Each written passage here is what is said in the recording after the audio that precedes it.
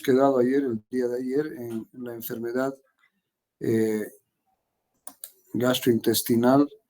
gastroduodenal por Helicobacter pylori, ¿no? Y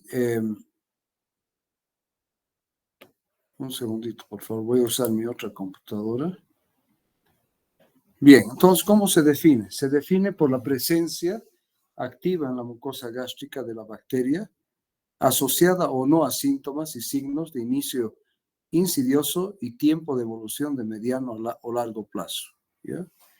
Entonces, la presencia de Helicobacter pylori en el ser humano no necesariamente va a dar síntomas, ¿no es cierto? Va a dar síntomas cuando haya una úlcera, ¿no es cierto?, ya sea gástrica o duodenal. Pero si no hay úlcera gástrica ni duodenal, no va a dar síntomas, ¿ya? Entonces, el Helicobacter pylori es una bacteria gram negativa, flagelada, espiralada, que se encuentra en el estómago. En nuestro país, la infección por Helicobacter pylori se adquiere predominantemente en la niñez. Y el organismo se asocia con gastritis aguda o crónico a lo largo de la vida y trastornos gastroduodenales que pueden incluir entonces úlcera gástrica o úlcera péptica. ¿Ya? Entonces eso hay que tomar en cuenta. Hemos dicho que en los países en vías de desarrollo, inclusive el 80-90% de la población está infectada con Helicobacter pylori, ¿ya? Bien, entonces ahí vemos este slide donde vemos la fisiopatología, vemos al Helicobacter pylori que penetra a la mucosa gastroduodenal, ¿ya? Produce ciertas enzimas como la ureasa, que sirve para un test de ureasa en el aliento, eleva el pH del medio y esto hace propicio para el desarrollo del patógeno de este microorganismo, ¿ya? Del desarrollo patógeno de este microorganismo. ¿A qué va a llevar esto? Va a provocar una solución de continuidad. A nivel de la mucosa se identifica endoscópicamente como una úlcera o como una erosión en la mucosa gástrica, ¿ya? Y en la submucosa se manifiesta entonces como ya manifiestamente como una úlcera gástrica o duodenal, como le estaba diciendo, ¿ya? Entonces, el diagnóstico de la presencia de Helicobacter pylori se puede realizar de varias maneras. Uno, a través de exámenes de laboratorio, ¿ya? De distinta índole, y otro directamente a través de una endoscopía, donde puede haber una erosión, puede haber una úlcera gástrica o puede haber una úlcera duodenal, ¿ya? La diferencia es que en la mucosa la erosión no constituye una úlcera, es una erosión. Y eso es típico lo que puede ocurrir en una gastritis, ¿no es cierto? Y ya a nivel submucoso un poco más profundo, ya es esta misma erosión que se convierte en una úlcera gástrica o duodenal, ¿ya? Bien, ¿cuáles son los factores externos que pueden contribuir a esto? El estrés, y en esto había aclarado yo que es el estrés de tipo físico. El tabaco, el alcohol, cierto tipo de alimentos muy condimentados, muy picantes, el uso de AINES y obviamente la dieta inadecuada, frituras, uso de ajíes, pero no el ají como locoto, ¿no? Sino en la forma de, por ejemplo, de salsas como las yajuas y otro tipo de alimentos. Factores internos que van a condicionar esto están la pepsina y el ácido clorhídrico, ¿no es cierto? ¿Ya? Pero en realidad la que produce la lesión de la mucosa misma, hemos dicho que es la pepsina. Pero el ácido clorhídrico propicia entonces un medio adecuado para que ocurra la lesión, ya sea la erosión o la ulceración, ¿no? Bien, ¿cuáles son los síntomas? Generalmente los síntomas son epigastralgia, es decir, dolor en el epigastrio, puede cursar con náuseas, puede cursar con vómitos, puede haber un aumento de los eructos, puede cursar con pirosis o acidez, ¿no es cierto? Y la llenura precoz, es decir, el paciente come un poquito y ya está lleno. Esos serían los síntomas, ¿no es cierto? Y los signos inespecíficos, dolor a la palpación del epigastrio, Y signos de alarma: pérdida de peso más del 10% en más de 3 meses, hematemesis, melena, anemia por déficit de hierro, hipotensión ortostática, odinofagia y disfagia, y una masa palpable en el examen de abdomen, vómitos persistentes y linfoadenopatía, que eso ya nos constituiría una neoplasia, ¿no? Ya lo que decíamos en la clase del día de ayer es de que muchas veces el uso de inhibidores de la secreción ácida pueden lograr enmascarar estos signos de alarma, ¿no es cierto? Y hacer de que el diagnóstico de un cáncer gástrico se retrase y por lo tanto la evolución del mismo siga otro curso. Factores de riesgo asociados a la infección por Helicobacter pylori: medioambientales, servicios sanitarios, agua y desagüe, estilos de vida, donde está la dieta inadecuada, basada ya sea en alimentos crudos o semicocidos, y la ingesta de agua no tratada, ¿no es cierto? Eso puede condicionar que la persona se infecte con Helicobacter pylori. Y otros, deficiente higiene bucodental. Criterios de diagnóstico asociados al Helicobacter pylori: generalmente son pacientes dispépticos que durante 2 semanas o más no mejoran con el uso de terapia, ¿ya? Y en menores de 40 años y sin signos de alarma, proceder a realizar directamente métodos no invasivos. Lo que yo les decía, ¿no? Test laboratoriales como el test de la ureasa en el aliento o test de tipo serológico que nos permitan diagnosticar la presencia del Helicobacter pylori. En pacientes sintomáticos con endoscopía alta diagnóstica menor de 2 años, es decir, con antecedentes de una gastritis crónica o erosiva, proceder a medios de diagnóstico no invasivos como el test del aliento, ¿ya? Y en pacientes con antecedentes de úlcera gastroduodenal o cáncer gastroduodenal, proceder a métodos de diagnóstico invasivo, es decir, una endoscopía, ¿ya? Siempre, obviamente, que el control de la evolución de una úlcera gastroduodenal debe realizarse endoscópicamente, ¿no? Para ver si es que esta úlcera está cicatrizando o ha cicatrizado o no.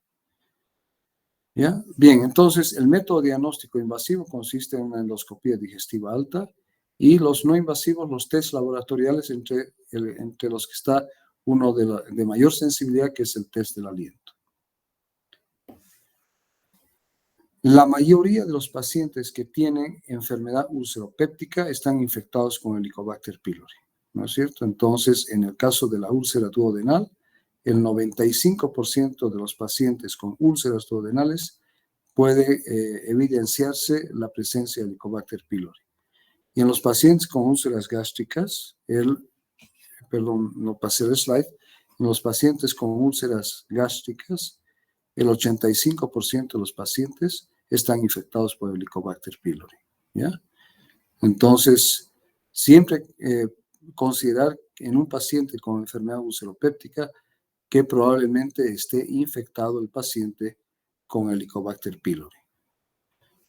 Si nosotros tomamos en cuenta estos porcentajes altísimos, ¿no es cierto?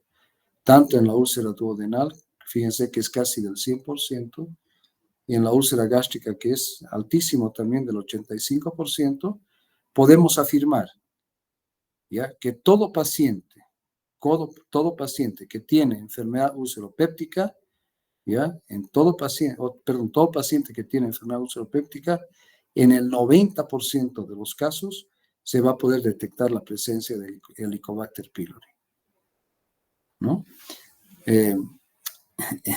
Podemos decir entonces que todo paciente con enfermedad ulceropéptica, ¿ya?, esta es causada por Helicobacter pylori hasta demostrar lo contrario. ¿De acuerdo? ¿Ya? Solamente el 5% de los pacientes con úlcera duodenal no tienen la presencia de Helicobacter pylori. Y el 15% de los pacientes con úlcera gástrica no tienen presencia de Helicobacter pylori. Por eso yo les decía que si tomamos aquí el promedio, 90%, decimos que el 90% de los pacientes con enfermedad ulceropéptica se detecta la presencia del Helicobacter pylori. ¿De acuerdo? Bien. Diagnósticos, ya hemos mencionado algunos, no invasivos, el test de urea o ureasa en la respiración, ¿ya? Que se detecta fácilmente, el test de antígeno en las heces para detectar la presencia del Helicobacter pylori y títulos de inmunoglobulina G para para Helicobacter pylori, o sea, sería el diagnóstico serológico. Esos serían los no invasivos. Y los invasivos, obviamente, una endoscopía digestiva alta, donde se hace una biopsia de la mucosa gástrica y donde también mediante la endoscopía alta se puede realizar un test rápido de ureasa, ¿ya? Entonces, fíjense que el test de ureasa es extremadamente sensible y extremadamente importante para el diagnóstico de Helicobacter pylori. Todo paciente que tiene síntomas de enfermedad ulceropéptica debe hacerse, por lo tanto, un test para la detección del Helicobacter pylori, que no necesariamente es de tipo invasivo, ya que existen otros tipos de test no invasivos. Bien, asociación entonces entre la infección y el cáncer gástrico distal. Cuando se detecta Helicobacter pylori, hay un mayor riesgo de cáncer. Y los posibles mecanismos de la carcinogénesis son la presencia de radicales libres de oxígeno generados por un proceso inflamatorio crónico a nivel de la mucosa gástrica o duodenal, la reducción de las concentraciones de ácido ascórbico en el jugo gástrico, el aumento de la proliferación de células epiteliales y el sobrecrecimiento bacteriano en el estómago debido a la hipocloridria inducida por el Helicobacter pylori, ¿no es cierto? Bien, en relación a la protección del Helicobacter pylori, ¿ya? El Helicobacter pylori, especialmente en las cepas CAG-A, CAG-A, puede proteger contra el cáncer gástrico proximal, ¿ya? Y por lo tanto, también estas cepas de Helicobacter pylori, de las cepas CAG-A, pueden ser protectoras contra el reflujo gastroesofágico y sus complicaciones como son el esófago de Barrett y el adenocarcinoma del esófago. Entonces, tenemos que distinguir, ¿no? En relación a las cepas de Helicobacter pylori, ¿ya? Aquellas cepas que están directamente relacionadas con la enfermedad ulceropéptica y el cáncer gástrico por un lado, y aquellas cepas, las cepas CAG-A, que son protectoras entonces contra el cáncer gástrico proximal y de las complicaciones del reflujo gastroesofágico que llevan al esófago de Barrett o al adenocarcinoma del esófago. Bien, el tratamiento del Helicobacter pylori, ¿no es cierto? Curación. ¿A qué se denomina curación cuando se ha realizado el tratamiento erradicador del Helicobacter pylori? Se llama curación cuando la ausencia de organismos detectables al menos 4 a 6 semanas después de la terapia. Me explico. Quiere decir que si nosotros hacemos una terapia erradicadora que vamos a ver dentro de un rato, ¿no es cierto? Esta terapia erradicadora busca la erradicación del Helicobacter pylori. Para esto hemos dicho que normalmente la terapia erradicadora incluye antibiótico terapia e inhibidores de la secreción ácida, ¿ya? Generalmente, el tiempo de erradicación del Helicobacter pylori es alrededor de 14 días, ¿ya? Pero puede ser más rápido, ¿de acuerdo? Entonces, si nosotros hemos hecho la terapia de erradicación del Helicobacter pylori y no detectamos organismos 4 a 6 semanas después de la terapia, podemos decir que ha sido erradicado y por lo tanto se ha curado, ¿no es cierto? ¿Ya? Pero la falta de detección de bacterias durante o inmediatamente después del tratamiento puede reflejar solamente supresión y no la cura, ¿de acuerdo? Por eso de que los exámenes de detección para certificar o para demostrar la cura, o sea, la erradicación del Helicobacter pylori, no se tienen que hacer rápidamente, sino que tienen que hacerse de 4 a 6 semanas después de concluida la terapia, ¿ya? Y generalmente en la práctica clínica la curación suele ser confirmada por exámenes no invasivos.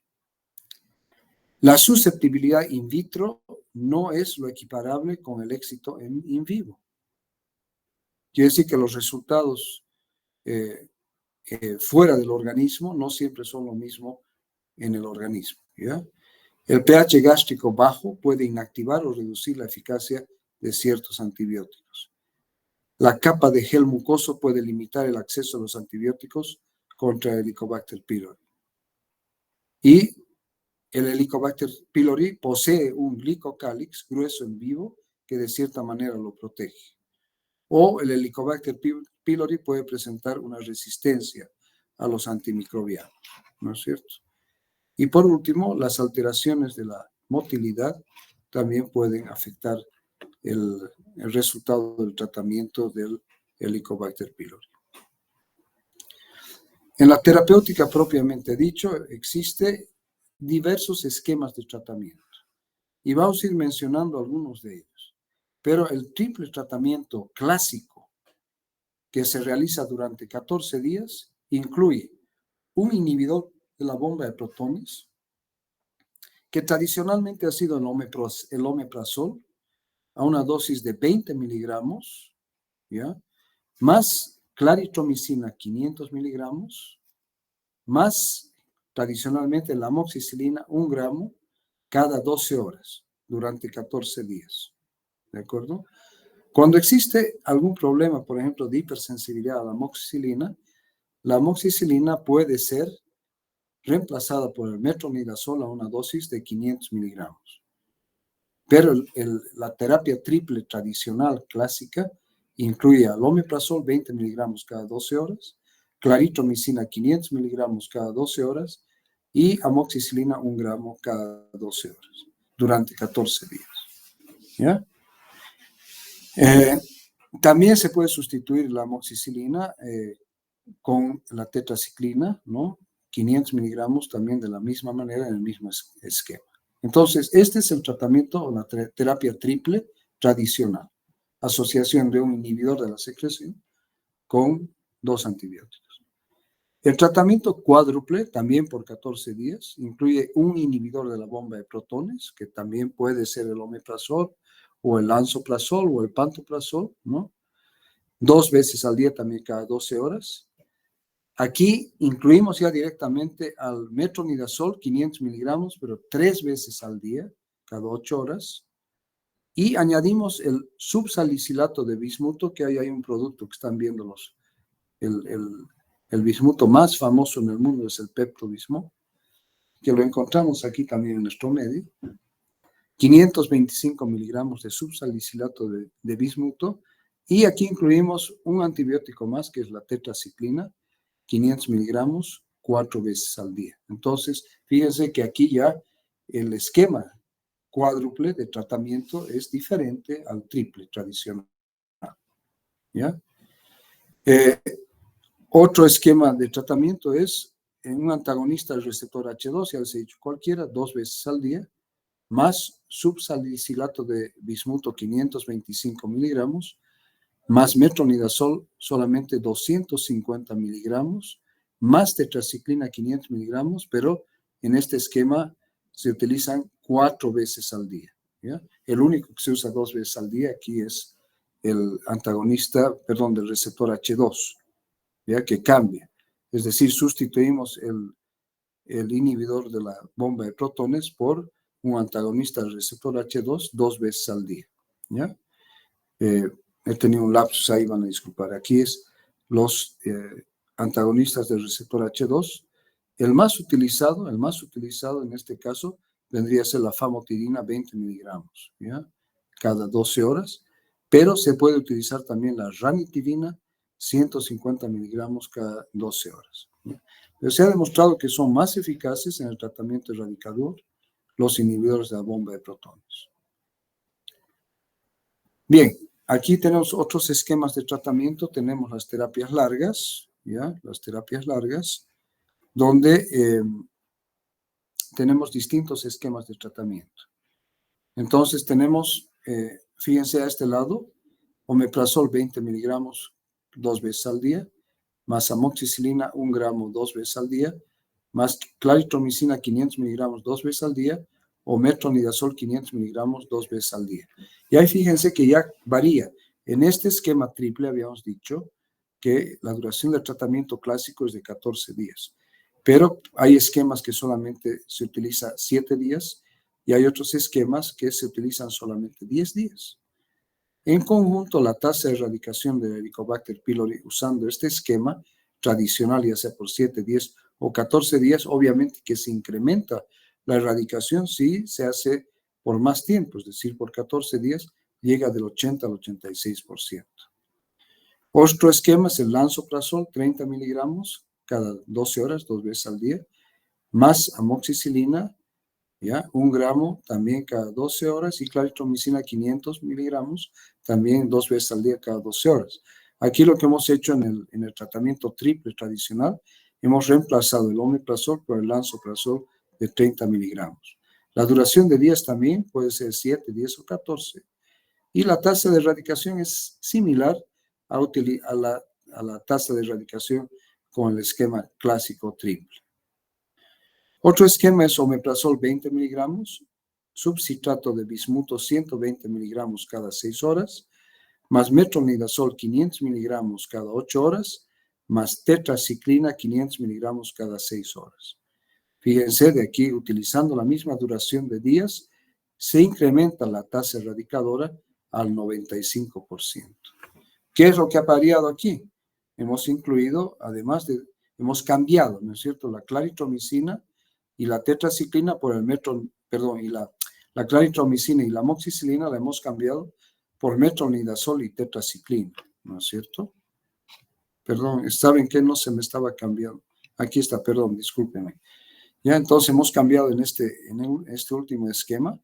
Entonces, la claritromicina y la amoxicilina por metronidazol, 500 miligramos cada 8 horas, y la tetraciclina, 500 miligramos cada 6 horas.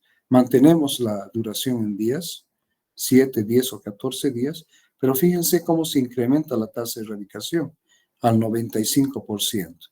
Prácticamente llegamos a una tasa de erradicación de prácticamente el 100%. ¿Ya? Bien. Otro esquema, ¿no es cierto?, de terapia de erradicación de Helicobacter pylori, incluye el subsalicilato de bismuto 525 miligramos, 4 veces al día, más amoxicilina, incrementamos de 1 gramo a 2 gramos, también con la misma frecuencia, más metronidazol, 500 miligramos, también en la misma frecuencia, y aquí fíjense que cambiamos el omeprazol y damos una dosis altísima de lansoprazol de 60 miligramos en una sola dosis. ¿Ya? Entonces, fíjense que en este caso la duración es de un solo día, fíjense, de un solo día. Esto es una bomba atómica, ¿no es cierto?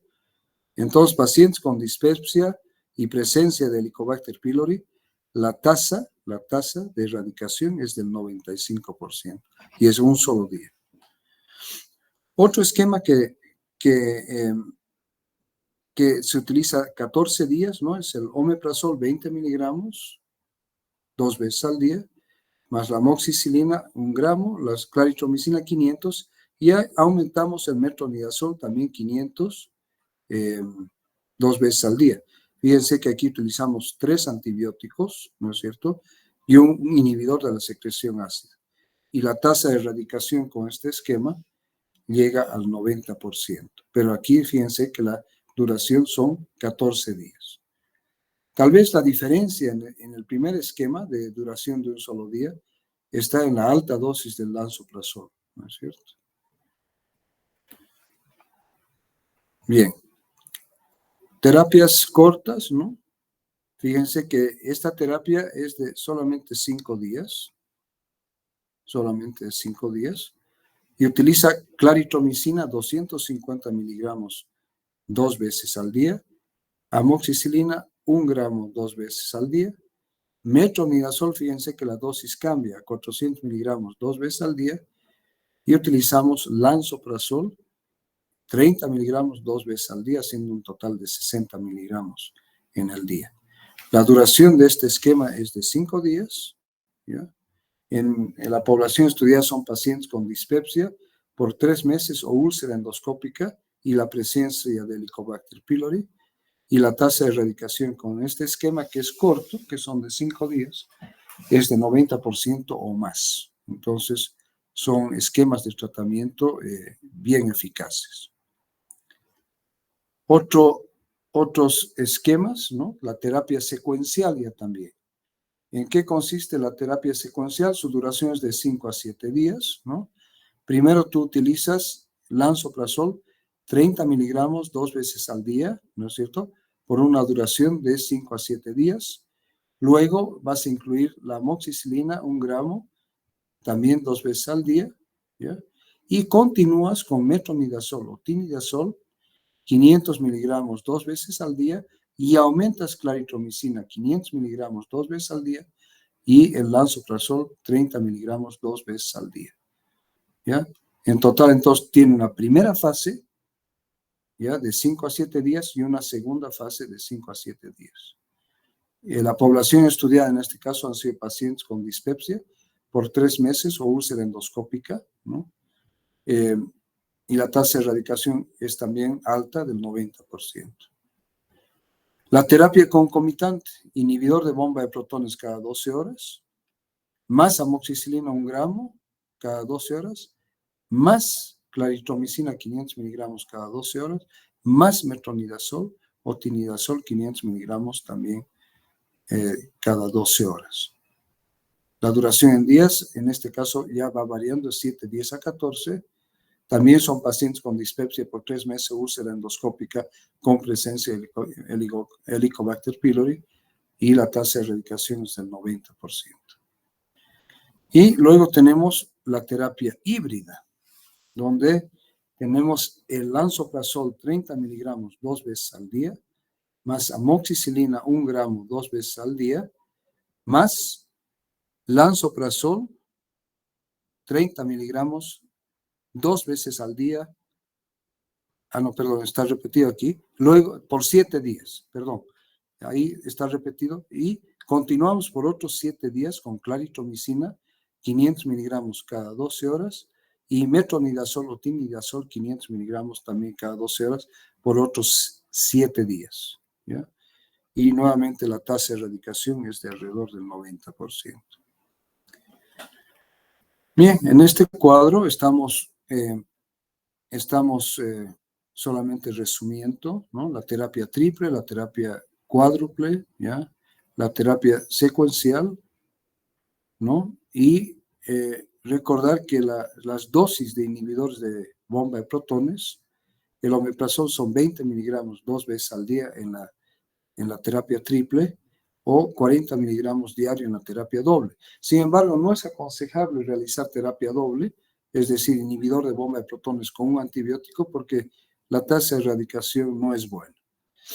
El lansoprazol 30 miligramos 2 veces al día en la terapia triple, o 30 miligramos 3 veces al día por 14 días en la terapia doble con amoxicilina.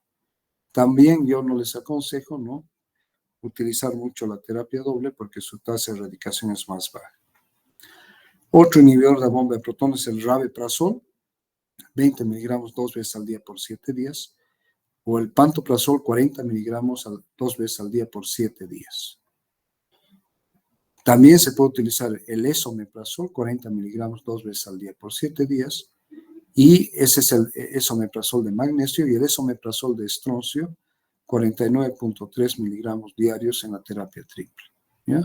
Entonces, estos son más o menos variaciones de lo que uno puede utilizar para el tratamiento erradicador del Helicobacter pylori. ¿Ya? Entonces, ya hemos visto la terapia triple tradicional, ¿no es cierto?, que dura 14 días, la terapia cuádruple, que dura también 14 días, ¿ya? Y recordar las dosis, ¿no?, que ya hemos visto: omeprazol 20 miligramos, lansoprazol 30, rabeprazol 20, pantoprazol 40, esomeprazol 40.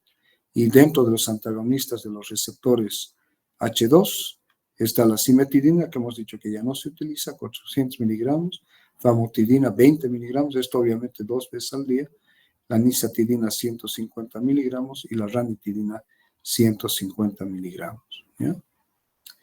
El uso de antagonistas de los receptores H2 se realiza cuando no se puede utilizar por diversos motivos un inhibidor de la bomba de protones que hemos dicho que son más eficaces que los otros.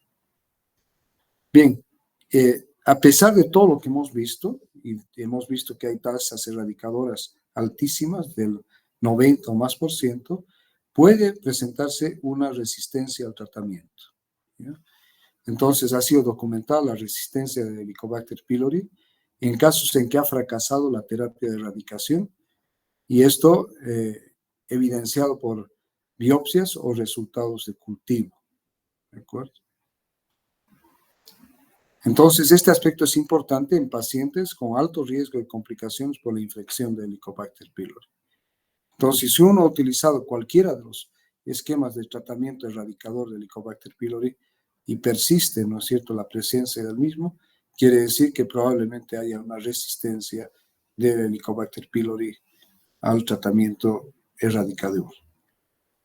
Tomar en cuenta que la tasa de resistencia actual a la claritromicina es del 2 al 30% y al metronidazol del 15% y tan alto que puede llegar al 66%.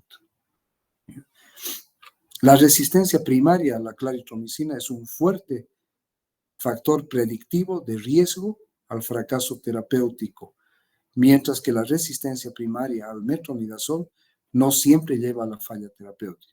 Esto tal vez porque el metronidazol se lo está administrando en conjunto con otros antibióticos y con inhibidores de la bomba de protones.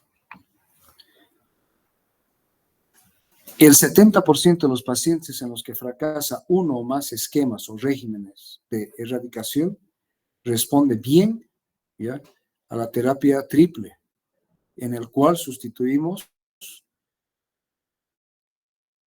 el omeprazol por pantoprazol, mantenemos la amoxicilina y cambiamos la claritromicina por levofloxacina, que es una fluoroquinolona, por 10 días. ¿Ya? Entonces, pacientes en los cuales ha fracasado el tratamiento clásico, los esquemas de tratamiento que hemos visto, el 70% de ellos responde bien, entonces, a un esquema triple donde ya no tenemos el omeprazol y sí tenemos el pantoprazol, mantenemos la amoxicilina y cambiamos la clarito por levofloxacina por 10 días. ¿Ya? Un metaanálisis de la literatura actual sobre la resistencia al tratamiento de Helicobacter pylori muestra el beneficio de usar terapias cuádruples, incluyendo entonces en este caso claritromicina, más ranitidina, más bismuto, más amoxicilina, 1 gramo 2 veces al día, como también la combinación de inhibidores de la bomba de protones en dosis estándar por 10 días, más bismuto, más metronidazol, más tetraxiclina. ¿Ya? Entonces, en casos de resistencia del Helicobacter pylori, ¿no es cierto?, hay esquemas alternativos como el triple que hemos visto arriba y los cuádruples que podemos ver a seguir, ¿no es cierto? Recurrencia. La recurrencia de la infección por Helicobacter pylori es definida por un resultado positivo de urea en la respiración o un antígeno en las heces 6 o más meses después de haber documentado una erradicación exitosa. ¿Ya? Entonces hemos dicho que los primeros exámenes para certificar la no presencia de Helicobacter pylori deben hacerse entre 4 o más semanas posterior a la conclusión del tratamiento. ¿Ya? Si a los 6 meses, 6 o más meses, hacemos un nuevo examen y vemos la presencia de Helicobacter pylori, eso definimos como recurrencia. Y los factores de riesgo para la recurrencia incluyen dispepsia no ulcerosa, persistencia de gastritis crónica después de la terapia de erradicación, sexo femenino es más común en mujeres, discapacidad intelectual que no permite hacer un enfoque personal de ciertas prácticas, ¿no es cierto?, que impidan la recurrencia, la edad juvenil, la alta tasa de infección primaria que puede haber habido y valores altos en el test de urea en la respiración. ¿Ya? Esos son factores de riesgo para que haya una recurrencia en la infección por Helicobacter pylori. El test para documentar la erradicación debe ser confirmada después de terminar el tratamiento. Los exámenes no invasivos, como el test de la ureasa en la respiración, es el de preferencia y debe realizarse, hemos dicho, no menos de 4 semanas, de 4 a 8 semanas después de completar la terapia.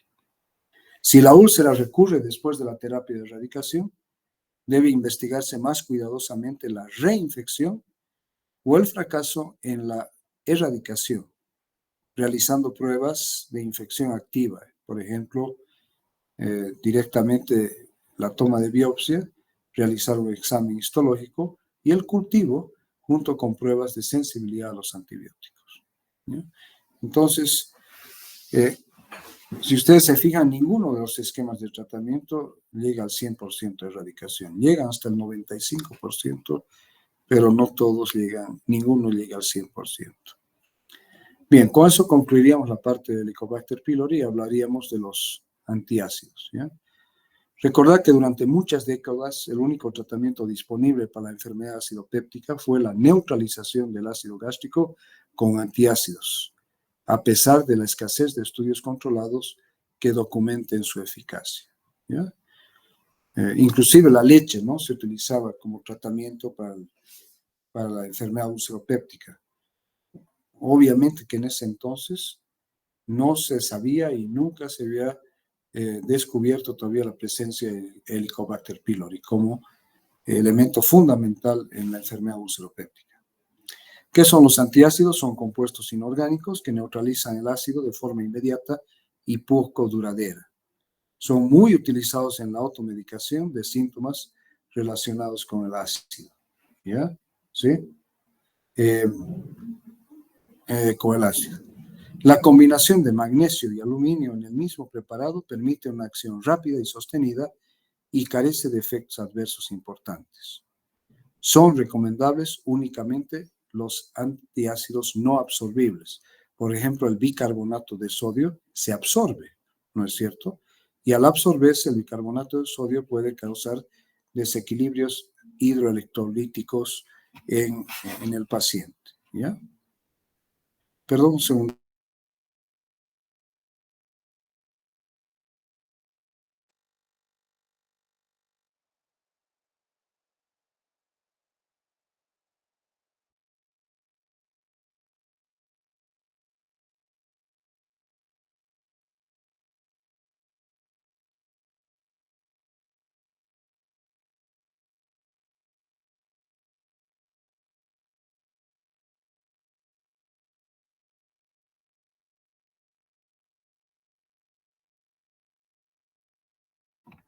Bien, van a disculpar. ¿Ya?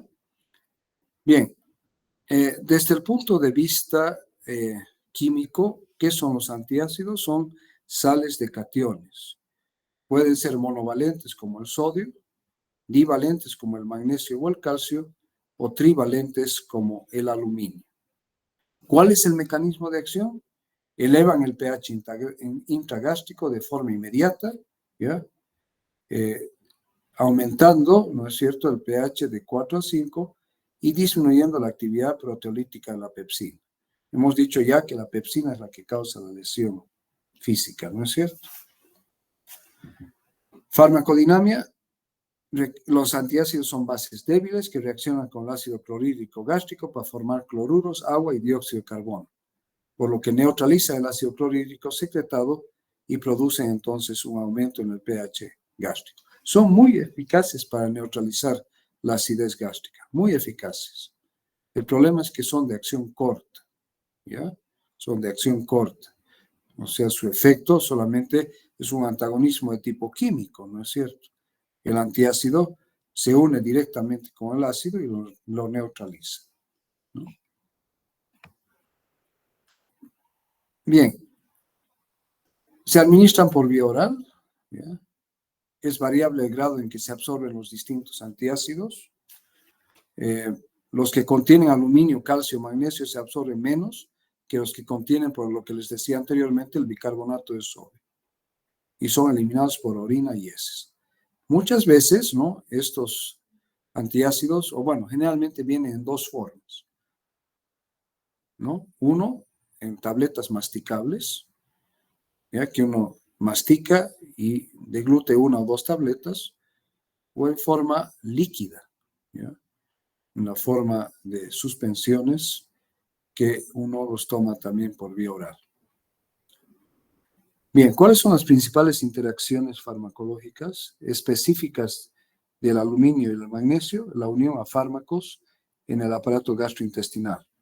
Y esto va a dar lugar a la disminución en la absorción de diversos fármacos, pero en este caso podemos poner como ejemplo la fenitoína y las tetraciclinas, o en el caso de la absorción de las fluorquinolonas, ¿no es cierto?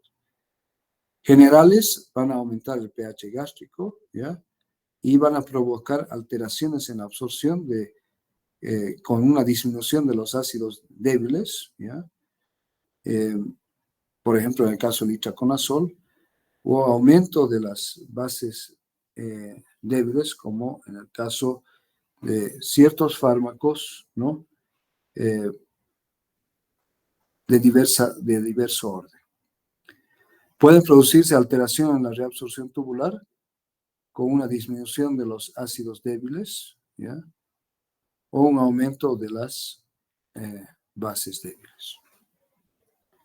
Bien, los compuestos de magnesio. El hidróxido de magnesio, el óxido de magnesio y el trisilicato de magnesio han sido tradicionalmente utilizados como antiácidos. Son no absorbibles, tienen acción rápida, tienen una capacidad neutralizante del ácido gástrico que va de baja a moderada, ¿ya?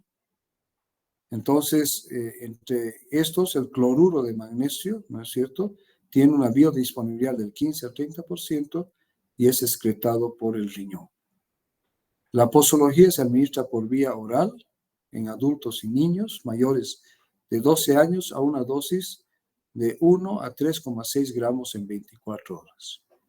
El modo de administración de estos compuestos de magnesio es con las comidas o por la noche al acostarse, ¿ya? Contraindicaciones, hipersensibilidad, ¿ya? Porque pueden dar lugar a un grave o una hipersensibilidad, una insuficiencia renal grave o desequilibrio hidroelectrolítico, porque puede dar lugar a un riesgo de hipermagnesemia, estreñimiento o constipación reciente inexplicable, enfermedades inflamatorias del colon, síntomas de apendicitis, de obstrucción intestinal, de hemorragia intestinal o rectal, colostomías o ileostomías y diarrea crónica. Son contraindicaciones. Advertencias y precauciones: no administrar a niños menores de 12 años, ¿ya? Tener cuidado cuando se administra en pacientes con insuficiencia renal leve o moderada, enfermedad hepática, en ancianos, y como cualquier fármaco que interfiera con el ácido, descartar lesiones malignas y evitar el tratamiento prolongado. De ahí que el tratamiento con estos debe ser máximo de 5 días. ¿Ya? Bien, en el embarazo, categoría B, evitar dosis elevadas o tratamiento prolongado por el riesgo de hipermagnesemia, es contraindicado en la lactancia, y las reacciones adversas de cualquier compuesto que contiene magnesio es de que desencadenan diarrea y pueden desencadenar depresión del sistema nervioso central y arritmias cardíacas. Compuestos de aluminio. Entre estos está el hidróxido de aluminio. Por favor, chicos, van a tener que tener un poquito de paciencia porque como hemos empezado tan tarde, vamos a tener que continuar, ¿no es cierto?, hasta concluir esta primera parte para poder el día de mañana terminar con la parte de farmacología del aparato digestivo. Entonces voy a pedir un poquito de paciencia. Yo sé que todos están cansados, pero les pido eso, por favor. Bien. Entonces, dentro de los compuestos del aluminio está el hidróxido de aluminio y el carbonato de aluminio, ¿ya? Tienen una capacidad neutralizante del ácido moderada, ¿ya? Van a dar lugar la unión del ácido clorhídrico con el aluminio a cloruro de aluminio en un 17 a 30%. La posología, ¿no? La dosis oral recomendada es de 5 a 10 en adultos, 5 a 10 mililitros de suspensión, que va a contener una concentración de 350 miligramos por 5 mililitros, o 1 a 2 comprimidos, media a 1 hora después de las comidas, ¿ya? Máximo el tiempo de uso de 2 semanas. Generalmente se utiliza en hiperacidez asociada a úlcera péptica, ¿ya? Dando una dosis de 5 a 15 mililitros de suspensión o 2 a 4 comprimidos cada 2 a 4 horas, 1 a 3 horas después de las comidas y al acostarse. El tratamiento máximo de 6 a 8 semanas. Contraindicaciones: hipersensibilidad, lo mismo que hemos dicho, insuficiencia renal grave, hipofosfatemia, hemorragia gastrointestinal o rectal, obstrucción intestinal, apendicitis, hilo paralítico, impactación fecal o enfermedad de Alzheimer. ¿Ya? Evitar su uso prolongado, evitar su uso en ancianos o en pacientes con insuficiencia renal. No se puede utilizar en niños menores a 6 años. ¿Ya? Puede dar lugar a hipofosfatemia, osteomalacia, osteoporosis y fracturas si la dieta es baja en fósforo. Puede dar lugar también a, la diarrea también, hay que manejarlo con precaución, síndrome de mala absorción o trasplante renal. ¿Ya? Precaución en insuficiencia hepática, evitar el uso en el embarazo y el uso crónico y excesivo, y recordar que en el paciente, en el lactante se excreta esto por la leche materna y se debe evitar su uso crónico y excesivo. Reacciones adversas: puede dar estreñimiento o puede dar diarrea, ¿ya? Entonces, de ahí que viene la combinación de magnesio y aluminio, ¿ya? Y aquí tenemos entonces productos que se denominan el magaldrato y el almamagato. Tienen una capacidad de neutralización rápida y sostenida. De cierta manera, tienen un efecto citoprotector de la mucosa gástrica al formar una especie de una capa protectora, y tiene cierto efecto laxante, pero fíjense que se contrarresta, ¿no?, el efecto laxante del magnesio con el efecto constipante del aluminio. Entonces, esta combinación es ideal, porque no va a dar lugar ni a diarrea ni a constipación, ¿ya? La posología, bueno, son solamente, no tienen que saber ustedes la posología, solamente son datos de información. 400 a 2000 miligramos 1 a 2 horas después de las comidas. Generalmente los antiácidos se los debe dar de 1 a 2 horas después de las comidas, ¿ya? Y también se puede administrar al acostarse, ¿ya? Contraindicaciones: hipersensibilidad, obstrucción orgánica del tubo digestivo, al igual que las otras, insuficiencia renal grave, uremia, hipofosfatemia, hipermagnesemia, ¿no es cierto?, porque esto es magnesio. Y precauciones, ¿no es cierto?, las mismas, similares a las otras, ¿ya? Lo mismo, insuficiencia renal leve a moderada, dieta baja en fósforo, ancianos, enfermedad de Alzheimer, en niños evitar su uso prolongado y reevaluar si tras 7 días del tratamiento los síntomas persisten, empeoran o recurren. Evitar su uso prolongado en la mujer embarazada, y también lo mismo, se excreta por la leche materna y se recomienda evitar su uso crónico. Reacciones adversas muy raras pueden dar lugar a diarrea o estreñimiento, pero ya les he dicho, es un equilibrio, ¿no?, entre ambos, lo que normalmente no produce ni diarrea ni estreñimiento, ¿ya? El bicarbonato de sodio, el bicarbonato de sodio tiene acción rápida, ¿ya? Una acción rápida, neutraliza rápidamente el ácido gástrico, da lugar a cloruro de sodio y dióxido de carbono, lo que aumenta la flatulencia, pero el gran problema es que al absorberse el bicarbonato de sodio puede dar lugar a una alcalosis metabólica con alcalinización de la orina, ¿ya? Y esto es muy utilizado. Hay distintos compuestos en nuestro medio que contienen bicarbonato de sodio, ¿ya? Se puede administrar en la forma de de polvo mezclando con un poco de agua o en forma de tabletas efervescentes, ¿no es cierto? También se debe administrar de 1 a 2 horas después de las comidas o cuando haya molestias, como por ejemplo pirosis, o puede haber acidez, lo que llamamos, ¿no? No administrar en niños menores de 6 años. ¿Ya? Y contraindicaciones de hipersensibilidad, alcalosis metabólica o respiratoria, hipocalcemia, hipocloridria. ¿Ya? Precauciones, insuficiencia renal, insuficiencia cardíaca, hipertensión arterial. No se recomienda su uso en el embarazo y tampoco se recomienda su uso durante la lactancia. Reacciones adversas como es bicarbonato de sodio puede aumentar la presión arterial y causar hipertensión, edema, alcalosis metabólica, síndrome leche álcali, si se ingiere en conjunto una elevada cantidad de leche junto con el bicarbonato de sodio. El carbonato de calcio tiene una elevada capacidad neutralizante, genera cloruro de calcio y dióxido de carbono, pero estos son responsables de estreñimiento y flatulencia. Indicaciones terapéuticas, tratamiento sintomático a corto plazo de la acidez o del reflujo ácido en sujetos igual o mayores a los 16 años. ¿Ya? Se pueden asociar estos con otros inhibidores de la secreción ácida, ¿ya? Contraindicados en la insuficiencia renal grave, precaución en el embarazo, ¿ya?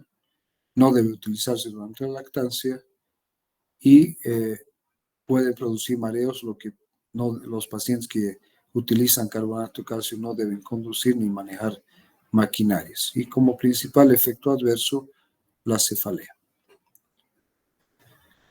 El sucralfato. ¿Ya? El sucralfato es en realidad un protector de la mucosa gástrica, ¿ya? Entonces, cuando existe un daño inducido por ácido, la hidrólisis de las proteínas de la mucosa mediada por la pepsina contribuye a la erosión y a las ulceraciones de la mucosa gástrica.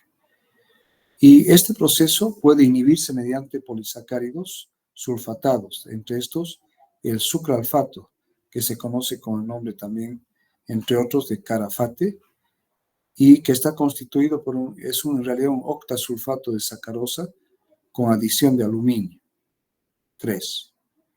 ¿Ya? En un ambiente ácido con un pH menor a 4, el sucralfato sufre un enlace transversal extenso que da lugar a un gel, o sea, un polímero adherente, viscoso, que se adhiere a las células epiteliales y a los cráteres ulcerosos hasta por 6 horas después de una dosis.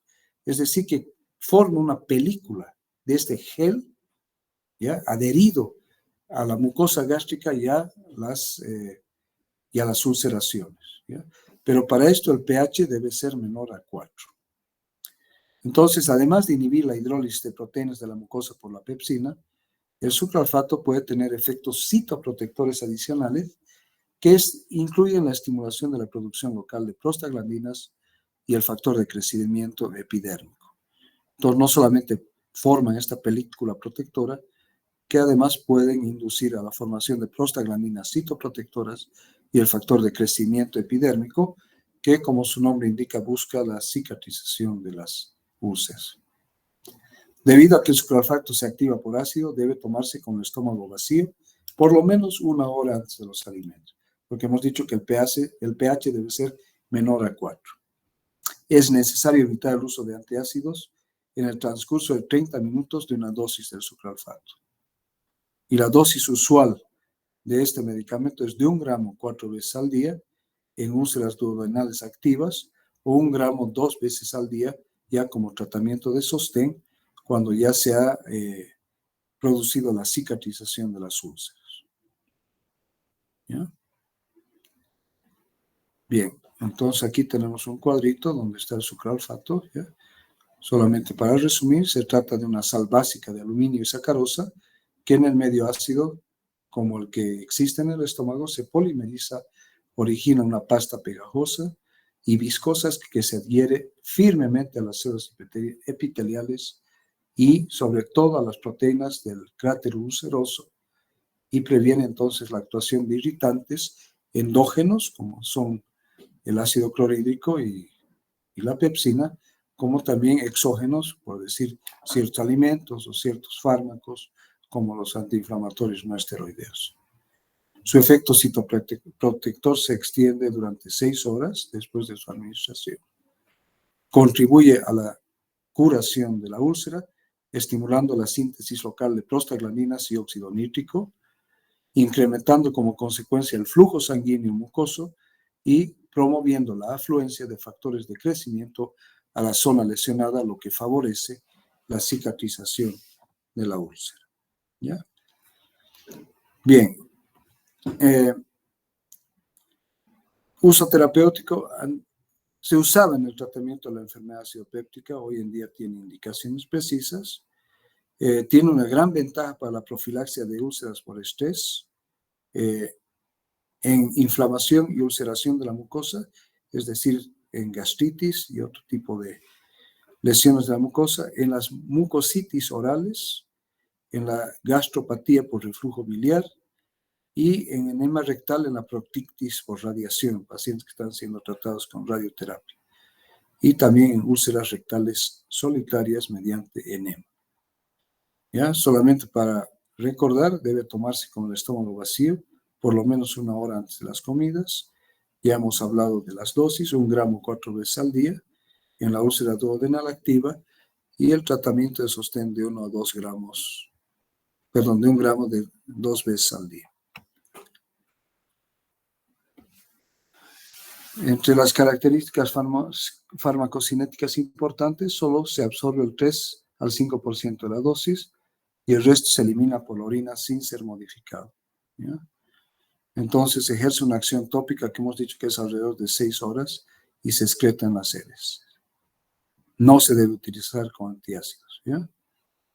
Menos del 4% de los pacientes describen reacciones adversas y las manifestaciones más frecuentes son constipación o estreñimiento, sequedad de la boca, náuseas, vómitos, molestias abdominales difusas, vértigo y erupciones cutáneas.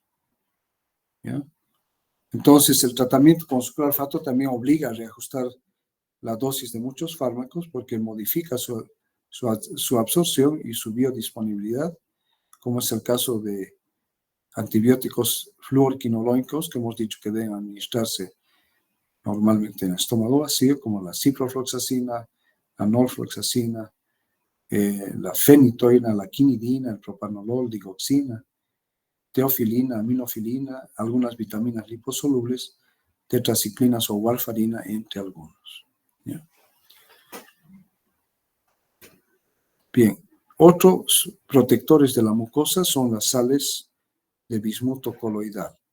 Ya lo hemos visto al bismuto en el tratamiento erradicador del Helicobacter pylori.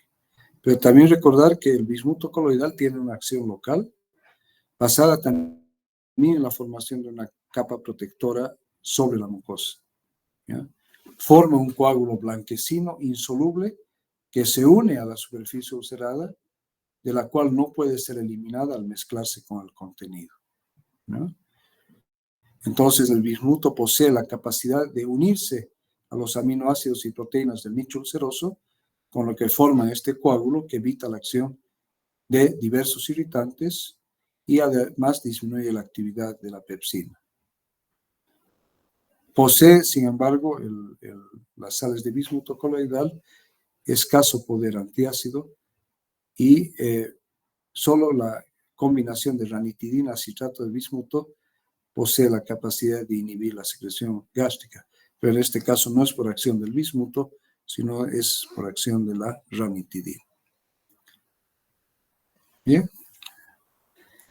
Otra característica de las sales de bismuto es que poseen actividad bactericida frente a diferentes gérmenes patógenos del aparato gastrointestinal, entre ellos el Helicobacter pylori, porque ustedes ahí se habrán preguntado cuando estamos hablando de las terapias erradicadoras, ¿por qué incluíamos a las sales del bismuto?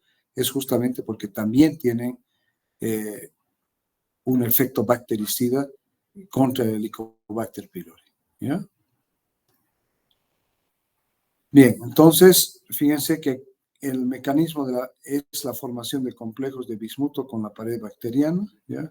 El bloqueo de la adherencia de las bacterias a las células epiteliales de la mucosa y la inhibición de las enzimas bacterianas como la ureasa, la catalasa y la lipasa. Ya no se debe utilizar como monoterapia para el tratamiento erradicador del Helicobacter pylori. ¿Ya?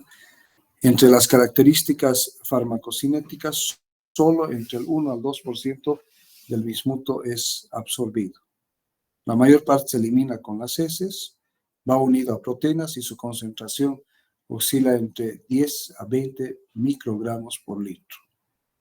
Su semivida plasmática, fíjense que es larga, es de 5 días, y alrededor del 97% del total absorbido se excreta por la orina. Y un dato importante es que en el riñón alcanza valores 10 veces superiores al hígado y en los huesos. En la cavidad oral y el colon, las bacterias al actuar sobre las sales de bismuto originan compuestos que tiñen de negro la boca y las heces. Esto, a pesar de que, por ejemplo, el pepto-bismol es de color rosado, cuando uno lo mastica, por ejemplo, o lo ingiere en forma líquida por la boca, debe enjuagarse la boca, porque si no la va a teñir a la boca de negro, y también puede dar lugar a la confusión en heces oscuras de color negro que puede dar lugar a la confusión con la melena, ¿no es cierto? Reacciones adversas son muy escasos, los efectos secundarios. Entre ellos está el cambio de coloración de las heces y el oscurecimiento de las mucosas de la boca. No se lo debe utilizar en forma prolongada en pacientes con insuficiencia renal o durante el embarazo. Con eso concluiríamos la parte de protectores de la mucosa y nos iríamos a ver los antiflatulentos. ¿Ya? Entre estos tenemos a la simeticona y a la dimeticona. ¿Ya? Son sustancias insolubles, inertes, no tóxicas, actúan colapsando las burbujas, formando una capa delgada en el tracto gastrointestinal, tienen un efecto antiespumante y son utilizados con otros fármacos, combinados con otros fármacos, para tratar la acidez, para tratar el síndrome de colon irritable, para la distensión abdominal por gases, ¿no? Para el tratamiento del meteorismo y la flatulencia. Muchas veces vienen combinados inclusive con enzimas digestivas, ¿no? Pero son en general antiflatulentos. Bien, entonces la simeticona va a dar lugar a la formación de una espuma.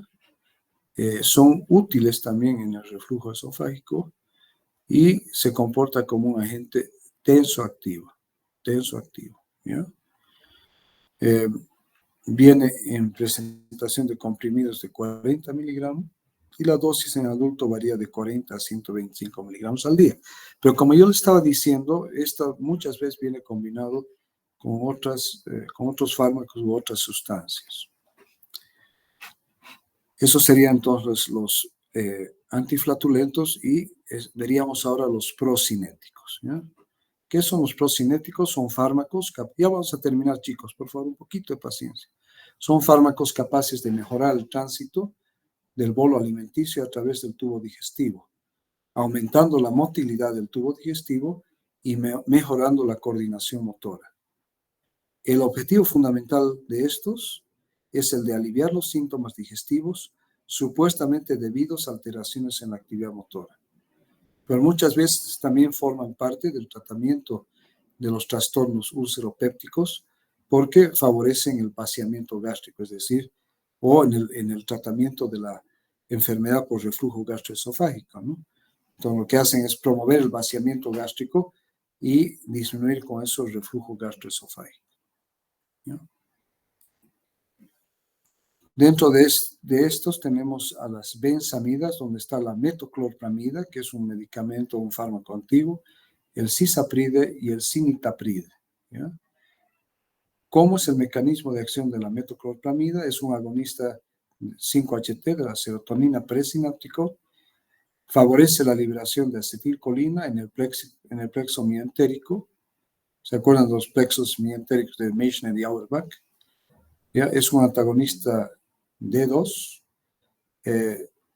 tiene efectos sobre el sistema nervioso central, pero pocos relacionados con la actividad procinética. ¿Ya? Se puede utilizar y se utiliza frecuentemente como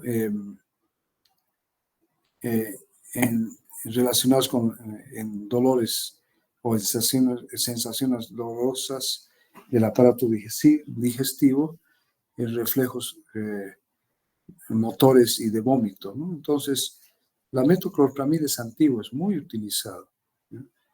Se utiliza también como antiemético. ¿Ya? El cisapride es más potente que la metoclopramida, no posee acción anti-D2. Sus dosis son de 0,2 a 0,4 miligramos por kilogramo cada 8 o 12 horas. Viene en presentación de comprimidos, de suspensión y de gotas. Y el cisapride es similar al cisapride, pero no tiene efecto 5-HT3. Entonces carece de acción antiemética. Aquí está mal escrito antiemético. Antiemético es sin H. ¿Ya? Bien. La domperidona. ¿Qué es la domperidona? Es un antagonista D2. Tiene un efecto procinético moderado e inconstante, pero demostrable, y carece de acción sobre receptor 5-HT4. No administrar por vía endovenosa porque ocasiona graves arritmias, disritmias y convulsiones. Reacciones adversas escasas, pueden ser mareos, sequedad de boca y diarreas. Las dosis, bueno, 0,2, 0,4 miligramos. Contraindicado no usar en hembras preñadas, ¿no? No usar en rupturas gastrointestinales, no usar en casos de obstrucción mecánica. ¿Ya? La domperidona también es parte de muchos compuestos, viene junto a enzimas digestivas, en fin, pero es bastante eficaz. Y por último, ya para concluir nuestras clases de hoy, vamos a hablar del tratamiento de la enfermedad por reflujo gastroesofágico, donde en primer lugar tenemos que mencionar el tratamiento no farmacológico, la posición, ¿ya? La duración de los episodios de reflujo depende de la posición en que se presenta. En algunas personas, el solo hecho de inclinarse sobre la cintura y levantar un objeto pesado puede dar lugar al reflujo. ¿Ya? Entonces, dentro del tratamiento no farmacológico se debe cambiar las posiciones o evitar aquellas posiciones que inducen a la presentación del reflujo. La dieta. Algunos alimentos pueden contribuir al reflujo porque modifican la presión del esfínter esofágico inferior o también por efecto irritante local. El alcohol produce una alteración en la depuración del ácido y se debe insistir en su supresión. Es decir, paciente con enfermedad por reflujo gastroesofágico no debe beber bebidas alcohólicas. Igualmente el cigarrillo. El cigarrillo disminuye la presión del esfínter esofágico inferior y además altera la depuración y la función de la saliva. Algunos medicamentos que alteran la barrera antirreflujo o que también pueden actuar directamente produciendo un efecto irritante inflamatorio a nivel de la mucosa esofágica inferior. Y la obesidad por un aumento, ¿no?, de la presión abdominotorácica, lo que induce al reflujo. Lo mismo pasa en las mujeres cuando se encuentran embarazadas. Bien, dentro de las opciones terapéuticas farmacológicas tenemos el sucralfato, que ya lo hemos visto, que es un medicamento útil en el control de los síntomas, el cual tiene una eficacia de hasta el 80% de los casos. Ya generalmente se debe utilizar en pacientes sin esofagitis o como terapia de mantenimiento. Los procinéticos, el cisapride es el procinético más potente que existe, que ayuda en la cicatrización de la esofagitis. O sea, no por su acción cicatrizante, sino porque al ser procinético promueve un vaciamiento gástrico rápido y al tener menor contenido gástrico, el reflujo es menor y por lo tanto eso promueve la cicatrización de las lesiones de la mucosa esofágica en su tercio inferior. Entonces se constituyen en una buena alternativa para cuando no hay respuesta al tratamiento antisecretor o como terapia de mantenimiento. ¿Ya? Dosis de 10 miligramos cada 8 horas o 20 miligramos cada 12 horas. Los antagonistas de los receptores H2, famotidina, ranitidina, ¿no es cierto?, nisatidina, son eficaces y seguros en la enfermedad por reflujo gastroesofágico leve, no complicado. Sin embargo, hemos dicho que el uso continuo de antagonista H2 lleva a un efecto de tolerancia después de la segunda semana. ¿Ya? Se utiliza como primer escalón del tratamiento en atención primaria de salud. Las dosis, la famotidina 40 miligramos al día y sobre todo ranitidina 300 miligramos al día, han demostrado su eficacia tanto en el alivio sintomático como en la curación de lesiones por reflujo gastroesofágico. Son más eficaces cuando se administran de noche. ¿Ya? Son muy utilizados, son seguros para tratamientos a largo plazo y ya hemos dicho que la cimetidina, que era el prototipo de estos, ya no se utiliza por sus efectos antiandrogénicos. ¿Ya?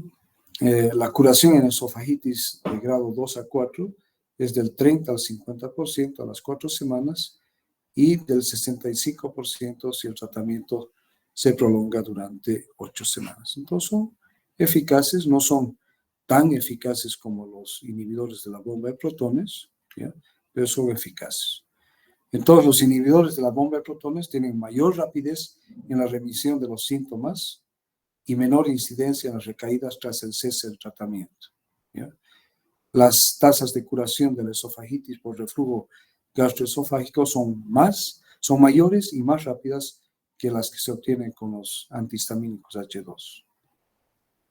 Producen una prolongada inhibición de la secreción ácida, consiguiendo un rápido alivio de los síntomas.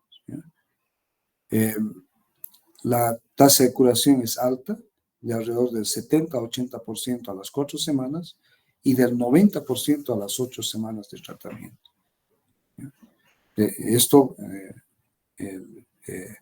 Una alta tasa de curación de las lesiones de la mucosa esofágica, donde se muestran muy superiores a los antihistamínicos H2. Entonces, si nosotros hablamos cuál es el tratamiento de primera elección para la enfermedad por reflujo gastroesofágico, obviamente que vamos a decir que son los inhibidores de la bomba de protones. Bien, en este cuadrito vemos, ¿no?, las dosis, ¿ya?, que ya lo hemos visto antes, ¿no?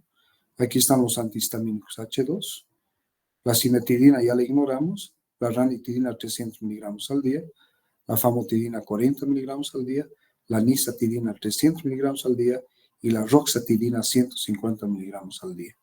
De estos, el único que encontramos en nuestro medio es la ranitidina.